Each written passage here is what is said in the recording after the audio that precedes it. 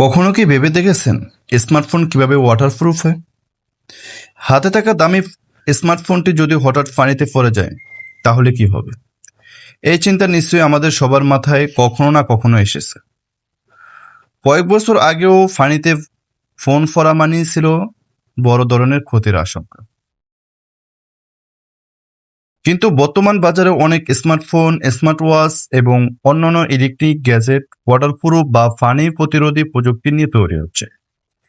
এমনকি কিছু ফোন পানির নিচেও নির্দিষ্ট সময় পর্যন্ত স্বাভাবিকভাবে কাজ করতে পারে। কিন্তু প্রশ্ন হলো, এত জটিল একটি ইলেকট্রনিক ডিভাইসকে কিভাবে পানির ক্ষতি থেকে রক্ষা করা হয়? ন্যানোকেটিং প্রযুক্তি। ওয়াটারপ্রুফ প্রযুক্তির অন্যতম গুরুত্বপূর্ণ অংশ হল ন্যানোকোটিং। এটি এক ধরনের অত্যন্ত সূক্ষ্ম সুরক্ষা আবরণ, যার পুরুত্ব মানুষের একটি চুলের তুলনায় প্রায় 1000 গুণ পাতলা। এই প্রক্রিয়ায় স্মার্টফোন বা গ্যাজেটটিকে প্রথমে একটি বিশেষ ভ্যাকুয়াম চেম্বারের ভেতরে রাখা হয়।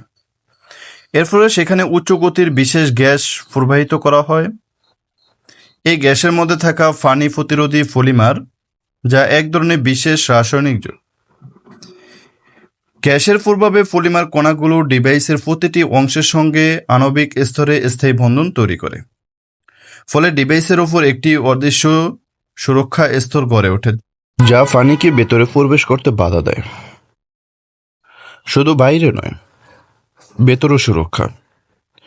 ন্যানোকেটিংয়ের সবচেয়ে বড় সুবিধা হলো এটি শুধু ফোনের বাইরের অংশই নয়, বরং চার্জিং পোর্ট, স্পিকার, মাইক্রোফোন, সিম ট্রে এবং অন্যান্য সূক্ষ্ম অংশ সুরক্ষার স্তর তৈরি করতে পারে।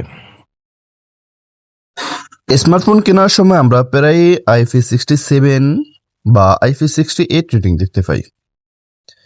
IP67 রেটিংযুক্ত ডিভাইস সাধারণত 1 মিনিট গভীর পানিতে প্রায় 30 মিনিট পর্যন্ত টিকে থাকতে পারে। আর IP68 রেটিংযুক্ত ডিভাইস আরও বেশি গভীরতা ও বেশি সময় পর্যন্ত নিরাপদ থাকতে সক্ষম।